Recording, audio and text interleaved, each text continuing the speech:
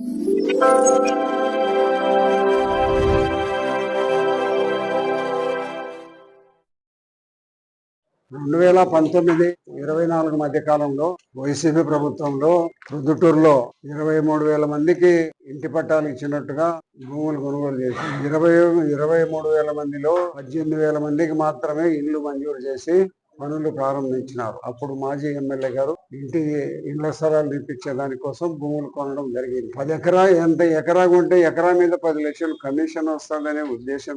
అప్పుడు ఎమ్మెల్యే గారు భూములు కొని ప్రతి ఎకరా మీద 10 లక్షల రూపాయలు తీసుకొని లబ్ధిదారుల లిస్టు 23,000 లబ్ధిదారుల లిస్టును ఓటర్ లిస్టు పెట్టుకొని ఓటర్ లిస్టు ద్వారా రాయడం జరిగింది. తర్వాత మళ్ళా ఇల్లు మంజూరు చేయడంలో ఆయనకు కాంట్రాక్ట్ కు సంబంధించి ప్రతి ఒక్క లబ్ధిదారుడు సొంతమే కట్టుకోవాలి కాబట్టి అట్లా కట్టుకోలేకపోయిన వాళ్ళ ఇళ్ళన్నీ కాంట్రాక్టర్ ద్వారా ఇచ్చినాడు. Venkateshwara construction, Vinayaka construction, Venkateswara construction, Munishekar, Vinayaka construction, Vasavi construction, Gurram Ravi transport, ఈ మాదిరిగా ఇళ్ళన్నీ ఇచ్చినారు. ఇలా ఇచ్చిన వాళ్ళందరూ ఇప్పుడు 11 మంది కాంట్రాక్టర్లను ఆయన ఎన్నిక చేసి ఇల్లు ఎవరైతే కట్టుకోలేకపోతున్నారో సొంతంగా కట్టుకునేది ఏదో 500-600 100-150 మంది కట్టుకున్నారు.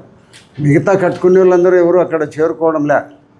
వీళ్ళందరినీ కాంట్రాక్టర్లను ఆయన ఎన్నిక చేసినాడు. ఆ ఎన్నిక చేసిన కాంట్రాక్టర్లలో వెంకటేశ్వర కన్స్ట్రక్షన్ అనే అతను వాళ్ళ కాంట్రాక్టర్, అతను KL సుబ్రహ్మణ్యం అనే అతను ఏఈ ఫ్రమ్స్ డిఈ. ఇతను ₹1 కోటి స్టీల్ అమ్మేసినాడు. మార్కెట్ యార్డ్లో ఉండబడిన ₹1 కోటి 2 కోట్ల రూపాయల స్టీల్ను ఈరోజు పోయి గోడౌన్ తెరిచి చూస్తే ₹1 స్టీల్ లేదు. దీనికి దానికి KL సుబ్రహ్మణ్యం అని ఏఈ డిఈ 2 అతనే. ఈ కాంట్రాక్టర్ ద్వారా ఇతను అమ్మేసినాడు. సంబంధిత కాంట్రాక్టర్ ద్వారా ఇది అమ్ముకోవడం అనేది జరిగింది. ప్రభుత్వ డబ్బును దోచేయడం జరిగింది. 18,000 ఇళ్లలో ఒక్క చోట నేను అన్ని కాలనీలు తిరిగినాను.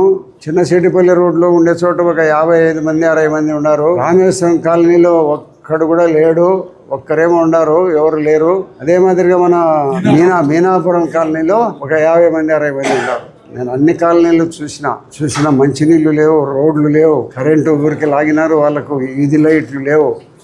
ఈ పరిస్థితుల్లో ఈ జగనన్న కాలనీలు అన్ని నిర్మాణం చేయడం కూడా జరిగింది.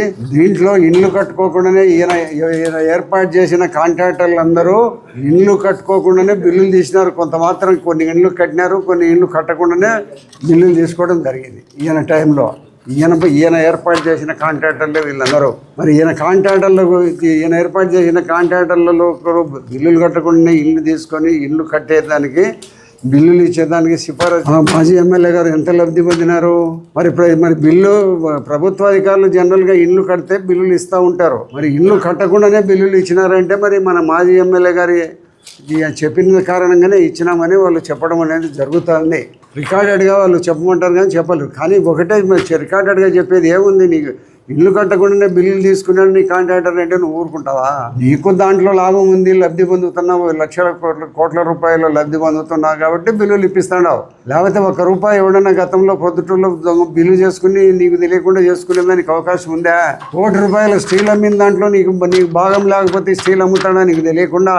మార్కెట్ యార్డ్ గోడౌన్లోనే పబ్లిక్ గవర్నమెంట్ మార్కెట్ యార్డ్ గోడౌన్లు వాళ్ళకి బాడిగలకి ఇచ్చిన దాంట్లో పెట్టుకున్నారా? బాడిగలకి ఇచ్చిన దాంట్లో నుంచి పబ్లిక్ రాత్రులు దొంగతనంగా అమ్ముకున్నారు. లేదు పబ్లిక్గా ఎత్తుకొని పోయినా కూడా కన్సల్ట్ ఇంజనీర్ వచ్చి తీసుకుపోతున్నాడు కాబట్టి ఎవరు అడిగేవారు కూడా ఉన్నారు. కాబట్టి మాదిరిగా ₹1 కోటి నీ యొక్క కాంట్రాక్టరు నీకు సంబంధించిన ఉద్యోగి ₹1 కోటి అమ్ముకొని లక్షల కోట్ల రూపాయలు బిల్లులు చేసుకుంటా అంటే నాకేదో నీతివంతు నేనే చెప్తా ఉన్నాను. పొద్దుటూరులో నేను ఎక్కడ కూడా అవినీతికి ఆస్కారం లేదంటావు. అమ్మా నాయన దేవుళ్ళందరి మీద పెడతావు. ఒక స్వచ్ఛమైన నీతివంతునిగా నేను పొద్దుటూరు ప్రజల్లో ఉండాలనేది చెప్తావు. నువ్వు ప్రతిరోజు మా మీద ఆరోపణలు చేస్తూనే ఉంటావు. నువ్వు ఎన్ని ఆరోపణలు చేసినా కూడా నన్ను ఎన్నుకునే ప్రజలకు జవాబుదారి, మీకెవరికి జవాబుదారి కాదు. నేను నా నిజాయితీ నీతి అనేది ప్రజలకు తెలిస్తే చాలు, మీకు అందరికీ తెలియాల్సిన అవసరం లే. నువ్వు రోజు మాట్లాడుతుంటావు, నువ్వు రోజు మాట్లాడుతూనే మేము సమాధానం చెప్పడంలే నీకు. ఎందుకంటే నన్ను గురించి ప్రజలకు తెలుసు, పొద్దుటూరు ప్రజలకు తెలుసు, జిల్లా వాసులకు తెలుసు, రాష్ట్ర వాసులకు అందరికీ తెలుసు. కాబట్టి నువ్వు ఎన్ని ఆరోపణలు చేసి నన్ను, నా కొడుకు మీద, మా కుటుంబ సభ్యుల మీద ఎన్ని ఆరోపణలు చేసినా నేను రిప్లై కూడా మీకు ఇవ్వడంలే. ఎందుకంటే తను దొంగ అయితే పొరుగు నమ్మదంట. వాడు ఏమైతే పోతాడు ఎందుకంటే ఈడు దొంగ కాబట్టి ఎప్పుడు ఏమన్నా ఇతరుల మీద అనుమాన పడుతుంటాడు. మా దగ్గర రోజు నన్ను నా కొడుకు మీద మాట్లాడతాను. ఎన్ని మాట్లాడినా కూడా పొద్దుటూరు ప్రజల జవాబుదారి. నేను 45 సంవత్సరాల నుంచి రాజకీయాలలో ఉన్నాను. రాజకీయాలు ఎన్ని రోజులు ఉండబడిన రాజకీయాలలో నన్నంటూ ఏం ప్రజలకు తెలియదా? నా పూర్వోత్తరాలు నేను రాజకీయాల్లోకి వచ్చినప్పటి నుంచి పొద్దుటూరు ప్రజలకు తెలుసు. అప్పుడు ఉండబడిన ఫ్యాక్షన్ గురించి, ఫ్యాక్షన్ పొద్దుటూరులో ఎట్లా నిర్మూలన చేసినామో మా మిత్రులు మేమందరం కలిసి అనేది కూడా తెలుసు. పొద్దుటూరు ప్రజలకు అన్నీ తెలుసు. 60 సంవత్సరాలు వయసున్న పొద్దుటూరు ప్రజలకు అందరికీ నన్ను గురించి తెలుసు.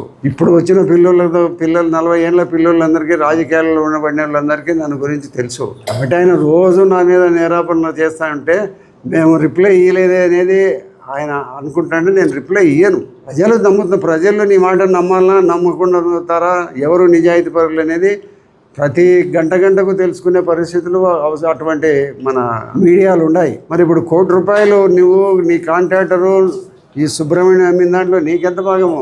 ఇల్లు కట్టకుండానే బిల్లులు తీసుకునే దాంట్లో నీకెంత భాగము? నువ్వు ఏర్పాటు చేసిన కాంట్రాక్టర్లు ₹63 కోట్ల బిల్లులు తీసుకున్నారు. JNR construction, Vasavi construction, Vinayaka construction, Venkateswara construction, Siri fly ash, Ramapuram Seenu, Gurram Ravi, పుల్లపాటి Kanakaraju, Bandaru Radha, Pandit Ravi Prakash, వీళ్ళందరూ నువ్వు పెట్టిన కాంట్రాక్టర్లు. వీళ్ళందరికీ ఇల్లు తలా 500, 600, 1000 ఇల్లు 1300 ఒక్కొక్కరికి ఇచ్చి నువ్వు ఇల్లు కట్టించే దాంట్లో వీళ్ళందరూ ఇల్లు కట్టే కాంట్రాక్టర్లు కట్టకుండానే తీసినారు. కొంత కట్టిన తర్వాత ఇల్లు పూర్తయినట్టు బిల్లులు తీసుకున్నారు.